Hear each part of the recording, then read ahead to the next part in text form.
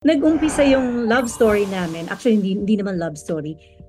Yung aming, yung kwento about soulmate. Noong mapulot niya yung aking litrato 2 years before kami magkakilala. Nung makita ko yung picture ko na yon, I was just first year high school. Kinunan yung picture na yon.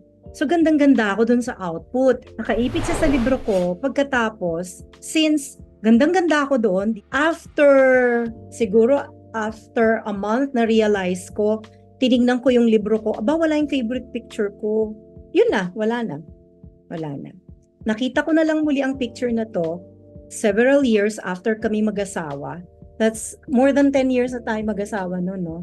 Pagka panganak mo kay Nicole. Oo, doon namin nakita itong picture na ito. 1990s na. Kasi 80s ito nawala eh. Tapos 90s ko na ito nakita sa cabinet habang kami ay naglilipat ng bahay. Sabi ko, bakit nasa iyo yan? Saan mo ito nakuha? Napahinto pa ako ng matagal. Oh my God, ito yung picture na nawawala ko na gustong gusto ko. Paano ito napunta sa'yo? Sabi ko sa kanya. Siya rin hindi niya alam. Sabi niya, naku, napulot ko yan. Ikaw yan. Ayun. So nagkagulatan kami, yung picture na yon na napulot niya ay ako pala. At anong sinabi mo nung nakita mo yung picture? Na mabibis to.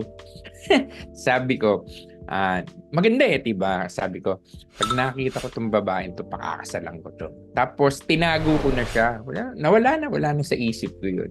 Hindi ko na, kumbaga nakalimutan mo na, diba?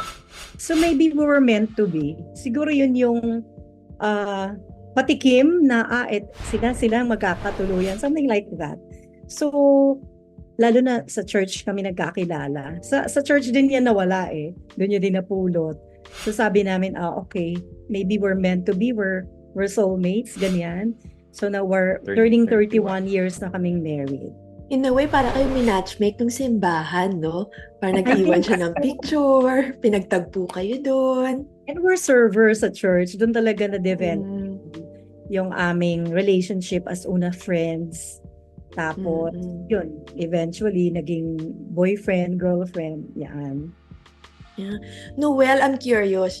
Ano yung nakita mo sa picture? Di ba? Random picture, hindi mo kilala kung sino to. At naisip mo, pakakasalan ko ito. Siyempre, kahit naman sinong lalaki na pagka nakakita ng maganda, uy, taga saan kaya to? Diba? Something like that, no? Lalo na ngayon siguro sa mga social media, makita mo maganda. Pero to picture na walang daya kasi, no? Walang filtering before. So kung ano yung picture na output nung sa camera, siya yun. Kaya sabi yung intense ka agad, wow, pag nakita ko itong babae, ito, pakakasalan ko talaga to. Sabi ko. Tapos, that was it. Haba ng hair ko, di ba? And yet, hindi mo na-recognize si Angie nung nakita mo siya in person. Uy, parang familiar.